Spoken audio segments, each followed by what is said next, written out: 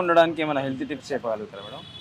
Sir ఒకటేంటంటే మెయిన్లీగా మనం తీసుకునే ఫుడ్ ఏదైతే ఉందో ఓకే ఫైన్, మనం ఒక హ్యాండ్ఫుల్ ఆఫ్ ఫుడ్ తీసుకుంటా ఉంటాం రైట్. కాకపోతే తీసుకున్నప్పుడు ఫుడ్ తీసుకుంటాం కదా, తీసుకున్నప్పుడు మనం ఎంత క్యాలరీస్ ఫుడ్ తీసుకుంటున్నాము అండ్ ఆ క్యాలరీస్ ఫుడ్ తీసుకున్నప్పుడు ఎంతవరకు మన బాడీలో స్టోర్ అవుతుంది, ఎంతవరకు ఫిజికల్ యాక్టివిటీస్ చేయాలి, ఇవన్నీ వాళ్ళకి తెలిసినప్పుడు మనం ఏ ఫుడ్ తీసుకున్నా కూడా అది బర్న్ చేసుకునే కెపాసిటీ, ఆ నాలెడ్జ్ మనకి ఉన్నప్పుడైతే మనం ఐడల్ వెయిట్లో ఉండడానికి వస్తుంది. మెయిన్లీ ఈ రీజన్ ఏంటంటే వెల్నెస్ క్యాంప్స్ పెట్టడం, అంటే పీపుల్కి అవేర్నెస్ ఇవ్వడం.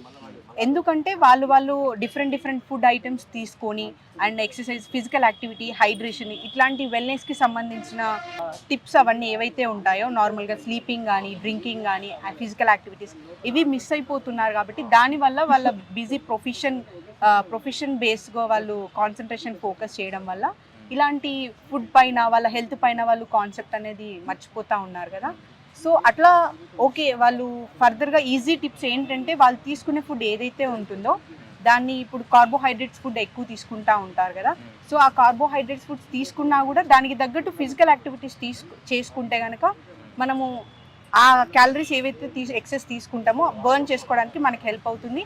దాంతో ఫ్యాట్ డిపాజిట్ అనేది అవ్వకుండా హెల్దీగా ఉండడానికి ఇది ఒక బెస్ట్ టిప్ అన్నమాట. హెల్తీగా ఉండడానికి ఎలాంటి ఫుడ్ తీసుకుంటే బాగుంటుంది అనుకుంటున్నారు?